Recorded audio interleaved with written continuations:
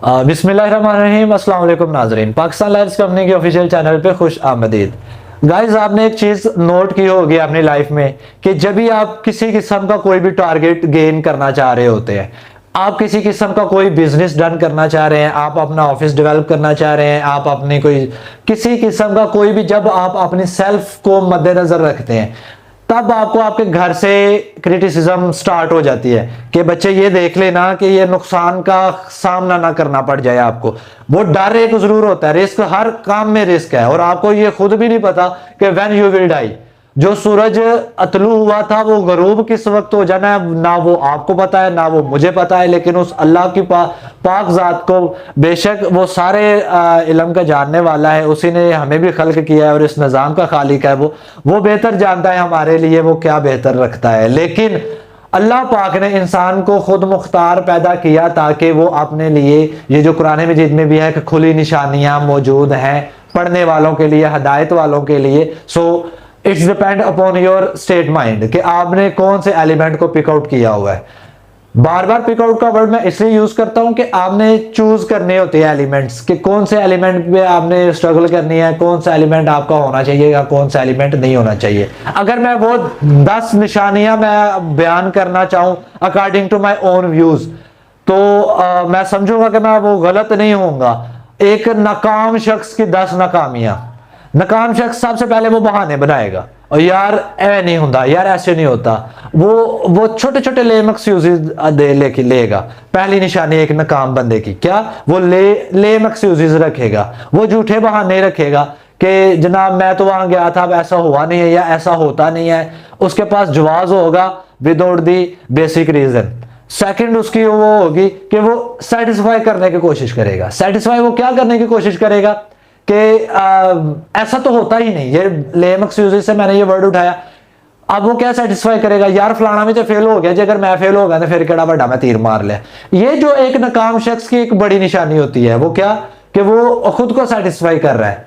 किससे सेटिस्फाई कर रहा है, ये नहीं देख रहा कि जो मेरे बिल्कुल साथ, मेरे साथ बैठ के जो पढ़ने वाला है, मेरे साथ जो एक इस दौड़ में दौड़ने वाला बंदा है, वो 10% मुझसे आगे गया है, वो उस बंदे को देख के सेटिस्फाई हो जाएगा जो उसी तरह की सोच रखने वाला नाकाम हुआ है, यानी कि जस्टिफाई हो जाएगा अपनी नाकामी के ऊपर। उसके बाद वो लेजी होगा, सुस्त रवि का शिकार होगा। अगर उसको कोई टास्क मिला ना तो उसने आज का काम कल पे फेंक देना है। ये चीज नोट रखिएगा कि आपके लिए ये बहुत ही नहायत जरूरी है आपकी कामयाबी के लिए, मेहनत, मेहनत और फकत मेहनत। तो लेजीनेस उस बंदे में बहुत ज्यादा होगी। आगे अगर हम 5वीं निशानी की बात करें तो जो 5वीं निशानी एक नाकाम बंदे की होगी, वो जो है ना कसूरवार ठहराएगा दूसरे बंदे को। नाकाम वो खुद हो रहा है, क्या कहेगा, यार अली ने ए नुकसान कर दिता है, अली की वजह तो मैनू भी नाकामी का सामना होया। अली ने मैं क्या समझा के घलिया सी कि अली तुमने ये करना है, लेकिन अली ने वो मेरी बात मानी नहीं तो उसका खमियाजा मुझे भुगतना पड़ा है। नो डाउट एक टीम के हारने से पूरी टीम पे ऊपर इंपैक्ट पड़ता है, लेकिन एक टीम लीडर वही होता है जो एक हारी हुई टीम को हाईएस्ट टारगेट्स पे लेके जाए। ये एलिमेंट्स आपने ज़हन नशीन रखिएगा। उसके बाद एक जो नहायत ही एक इंपॉर्टेंट एलिमेंट है एक नाकाम बंदे में, आपने ये चीज देखी होगी कि वो शिकवे करेगा, शिकायतें करेगा। वो दूसरे लोगों के बारे में शिकायतें करेगा कि यार आपने उस बंदे को देखा उसने ऐसा कर दिया, आपने उस बंदे को देखा उसने ऐसा कर दिया। उसने कभी अपने गिरेबान को झांक के देखा ही नहीं, गिरेबान को नहीं, उसने अपने गिरेबान में तो झांका ही नहीं ना ही उसने इस चीज पे फोकस आउट करना है कि ये क्यों मेरे साथ हुआ या क्या वजह थी कि मैंने ये नुकसान लिया। लेकिन उसने क्या करना है, उसने शिकवे शिकायतें शुरू कर देनी है। ये वो एलिमेंट्स है कि जो आपको ऑब्जर्व कर देते हैं। अगर तो ये एलिमेंट्स आपके करैक्टर में भी पाए जाते हैं तो आपने इनको वेरी पॉजिटिवली रूल्स बनाने हैं अपनी लाइफ में, उनके थ्रू इनको किक आउट कर देना है। पिक आउट का लफ्ज मैंने यूज किया था, मैं कर रहा हूं किक आउट, पकड़ के अपनी लाइफ में शामिल कर लेना। पिक आउट मतलब ठुड्डा मार के बाहर छोड़ देना। इन चीजों ने दूसरा ठुड्डा मार के बाहर छोड़ना है, यानी लेजीनेस आप में नहीं होनी चाहिए, आपके अंदर लेम एक्सक्यूजेस नहीं होने चाहिए। आप में अनलॉफुली अनजस्टिफाइबली आप जस्टिफाइड नहीं हो, ऊपर से आपके पास शिकवे शिकायतें नहीं होनी चाहिए, आप में ये अज़म होना चाहिए कि you have to do something new. आपको ये एक चीज़ मैं बताता चलूं कि जब हमारी टीम ने ये डेवलपमेंट का सफ़र शुरू किया था तो that was not so easy task. जब हमने पाकिस्तान लायर्स कंपनी की बुनियाद रखी थी, so we have to face the laughter of the very many seniors. तो अगर तो हम उसी लाफ्टर को मद्देनजर रखते, हम उसी लाफ्टर को अपनी लाइफ का शिकायत बना के रख लेते, तो आज अल्हम्दुलिल्लाह रब्बिल आलमीन हम पंजाब की मुख्तलिफ बार्स में जाने नहीं जा रहे होते। हमारी कोई ऐसी अल्हम्दुलिल्लाह रब्बिल आलमीन सुमा अल्हम्दुलिल्लाह रब्बिल आलमीन आज 2023 तक 172 रजिस्टर्ड मेंबर्स और डिफरेंट मेंबर्स के थ्रू डिफरेंट बार्स में हमारे ऑफिस मौजूद है अल्हम्दुलिल्लाह, जहां पे हमारे वकला कम्युनिटी के बंदे काम कर रहे हैं। लाहौर हाई कोर्ट में काम कर रहे हैं, मुल्तान में काम कर रहे हैं, गुजरात में काम कर रहे हैं, समड़िया डस्का उसके साथ विहाड़ी में काम कर रहे हैं अल्हम्दुलिल्लाह। बार बार ये मैं क्यों कह रहा हूं, क्योंकि हमारी टीम की एक स्ट्रगल थी, हमारी टीम ने ये एक स्ट्रगल वाला पीरियड अडॉप्ट किया। हमने ये नहीं हमने इस चीज को नहीं अपने लाइफ का जो है बेसिक रीजन बनाई कि हमने सीनियर के पीछे फाइल्स उठा के चलते रहना है। वो एक ऑनर है, हमारे उस्ताद कराम का एहतराम पहले है, सबसे पहले एहतराम हमारे टीचर्स का हमारे ऊपर वाजिब है।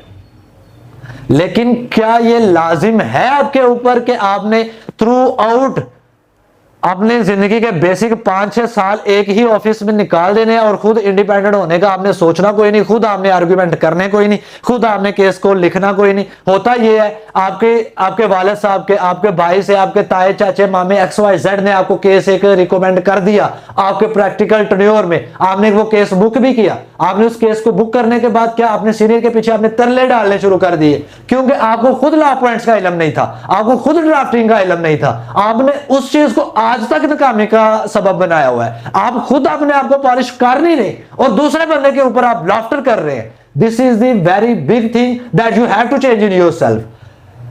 तो मैंने तो पहले आपको बताई थी नाकामी की 10 रीजंस। उसके साथ साथ मैं आपको यह चीज बता रहा हूं कि जब भी आपने किसी किस्म का कोई इनिशियल स्टेप लेना है तो आपको क्रिटिसिज्म का सामना करना पड़ेगा। अब ये कैमरे के सामने खड़े होकर वीडियो रिकॉर्ड करना, ये it's not a very easy task. इस वीडियो ने आगे अवामुन नास के साथ शेयर होना है, उसके साथ इसने डिफरेंट प्लेटफॉर्म्स के ऊपर डिस्ट्रीब्यूट होना है, Pakistan and out of the Pakistan that will be show off. तो क्या इस वीडियो का क्रिटिसिज्म नहीं होगा? डेफिनेटली होगा, इसको रिपोर्ट भी किया जाएगा और हम हमारे जो चाहने वाले हैं उनके साथ साथ मुनाफिकीन भी मिलेंगे आपको, ऐसा तो हो ही नहीं सकता।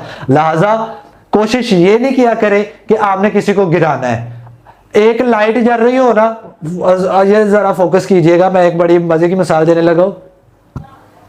आपने फोकस किया होगा कि अगर एक लाइट जल रही हो, ये आम आपके बल्ब जल रहा, ट्यूबलाइट जल रही हो आपके रूम में, साथ ही उसके ऊपर एक रिसर्च लाइट बड़ी एक बीम लगा दी जाए, तो कौन सी ज्यादा पावरफुल होगी?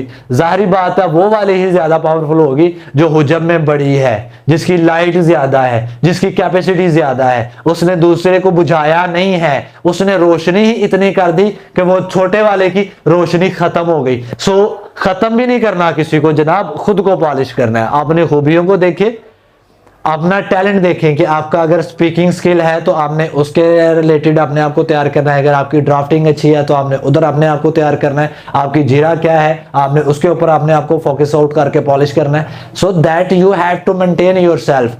लाजमी नहीं है कि आपने उंगली पकड़ के थ्रू आउट चलते रहना है जनाब, अब आपके ऊपर भी लाजिम है कि अब आप अपनी शराकत खुद बनाइए। जज़ाकल्लाह खैर, इंशाल्लाह मिलते हैं हम अपनी नेक्स्ट वीडियो में। अपना ख्याल रखिएगा, दुआओं में याद रखिएगा। Once again thanks a lot for being in touch in with our channel. जज़ाकल्लाह खैर, अल्लाह हाफिज।